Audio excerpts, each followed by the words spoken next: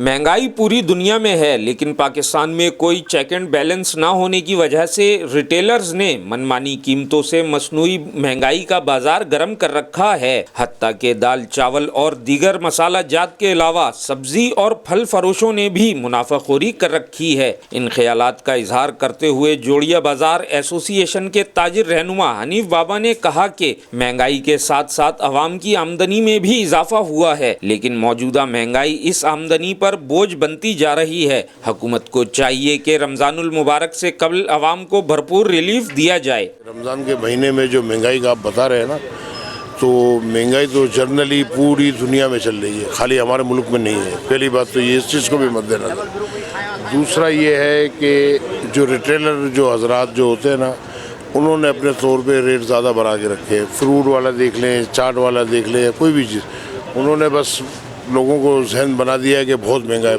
जबकि ऐसा नहीं है। महंगाई है, ये नहीं कह रहा हूँ कि नहीं है, लेकिन जिस हिसाब से जो महंगाई है उस हिसाब से आपकी इनकमिंग भी है ना, पैसे भी तो इतने कमा रहे हैं ना। पहले आप 2000 रुपये महीना कमाते थे तो 2000 के हिसाब से खर्चा, आज 20,000 रुपये तनख्वाह है तो 20,000 के हिसाब से आप अपना खर्च करेंगे।